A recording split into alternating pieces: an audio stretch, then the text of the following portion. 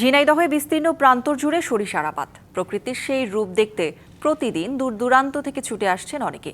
খরচের তুলনায় লাভ ও চাহিদা বেশি হওয়ায় কৃষক প্রতি বছর ঝুঁকছেন বাড়তি ফসল হিসেবে সরিষা আবাদে। কৃষি বিভাগের পক্ষ থেকে উৎসাহিত করা হচ্ছে কৃষকদের।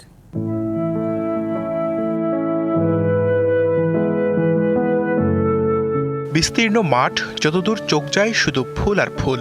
মৌম গন্ধ আর হলুদের সৌন্দর্যে মুগ্ধ হবেন যে কেউ।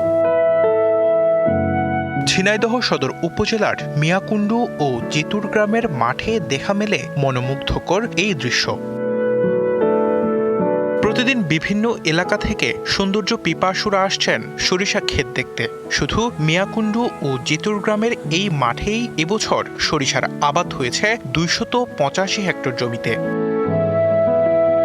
আমন আবাদের পর বোরো ধান লাগানোর মধ্যবর্তী সময়ে জমি অব্যবহৃত পড়ে থাকে, তাই এই সময়ে বাড়তি ফসল হিসেবে আবাদ করা হয় সরিষা।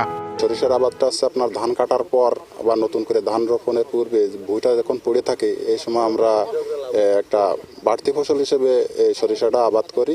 1 বিঘা ভুঁইতে আমরা সরিষার চাষ করতে গেলে সর্বোচ্চ মাড়াই পর্যন্ত 7,000 টাকা খরচ আসে।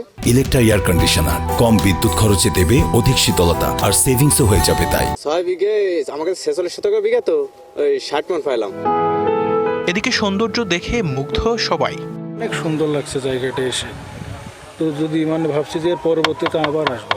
চারিদিকে যত দূর চোখ যাচ্ছে এই সুন্দর সরিষা ক্ষেত দেখতে আমরা আসছি। এমন আবাদে আশাবাদী কৃষি বিভাগ।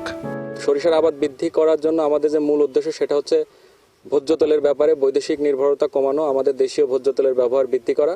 সাথে সাথে সরিষা যেহেতু স্বল্প জীবনকালের একটি ফসল, আমন ধানের পরে বোরো ধানের আগে এই ফসলটা তুলে নেওয়া যায়, সাথে আপনার শস্য নিবিড়তা বৃদ্ধি পায়।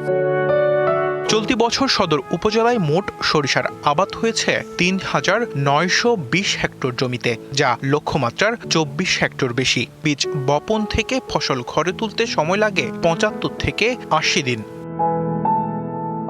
DBC news desk.